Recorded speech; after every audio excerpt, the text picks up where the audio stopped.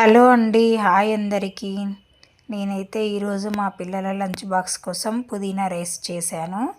ఈ రైస్ ఎలా చేయాలి అనేది చూపిస్తాను. ఈ రైసు ఇలా చేయడం వల్ల పిల్లలైతే చాలా ఇష్టంగా తింటారండి. అదేవిధంగా ఆరోగ్యానికి కూడా చాలా మంచిది. సమ్మర్ వస్తుంది కాబట్టి పుదీనా రైస్ తినడం వల్ల మంచిగా చలువ చేస్తుంది కూడా.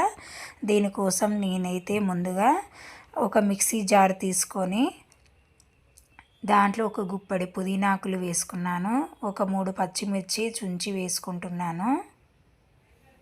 ఆ తర్వాత కొంచెం జీలకర్ర, తగినంత ఉప్పు వేసుకొని ఒక 2-3 ఎల్లిపాయలను అయితే పొట్టు తీసుకొని వేసుకున్నాను.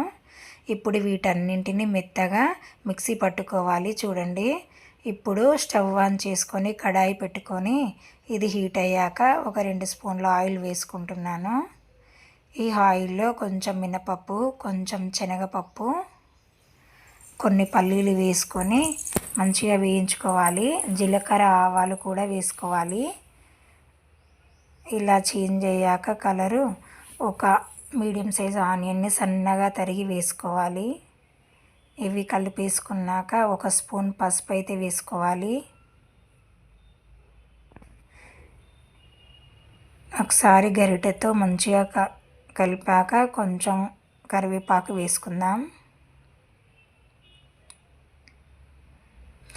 ఇప్పుడు ఈ కరివేపాకు, ఆనియన్స్ మంచిగా ఫ్రై అయినాక దీంట్లోకి కట్ చేసి పెట్టుకున్న ఒక టమాటాని వేసేసుకుందాం.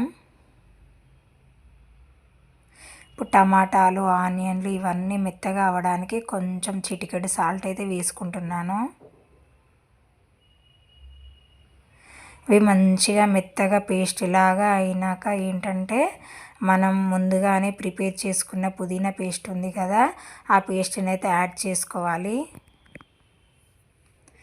ఇప్పుడు ఈ టమాటాలు, ఈ పుదీనా పేస్ట్ మొత్తం మంచిగా పచ్చివాసన పోయే వరకు మంచిగా మీడియం ఫ్లేమ్లో ఫ్రై చేస్తూ కలుపుతూ ఉండాలి. మూత అయితే పెట్టొద్దండి ఈ టైంలో.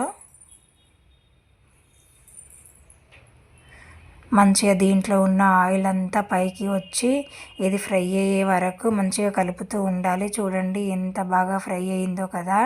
ఇప్పుడు మనం ముందుగానే ఉడికించి పెట్టుకున్న రైస్ని అయితే యాడ్ చేసుకోవాలి. ఈ రైస్ అంతా యాడ్ చేసుకున్నాక మంచిగా కలిపేసుకోవాలి. ఈ రైస్ అయితే పిల్లలు చాలా ఇష్టపడి తింటారండి. అదేవిధంగా పుదీనా కూడా ఆరోగ్యానికి ఎంతో మేలు చేస్తుంది. చూడండి, పుదీనా రైస్ అయితే రెడీ అయిపోయింది. ఇది ఒక 2 నిమిషాలు అలా మంట పైన మంచిగా కుక్ అయ్యే వరకు కలుపుతూ ఉండాలి. అప్పుడు కానీ పుదీనా ఫ్లేవర్ అనేది రైస్కు మంచిగా పట్టి టేస్ట్ అయితే బాగా వస్తుంది. పుదీనా రైస్ అయితే ఆల్మోస్ట్ రెడీ అయిపోయిందండి. ఇది మీ పిల్లలకి లంచ్ బాక్స్లో కనుక సర్వ్ చేసినట్లయితే వాళ్ళైతే ఎంతో సంతోషంగా తింటారు. ఈ రెసిపీ కనుక మీకు నచ్చినట్లయితే please subscribe my channel friends. Bye. Have a nice day.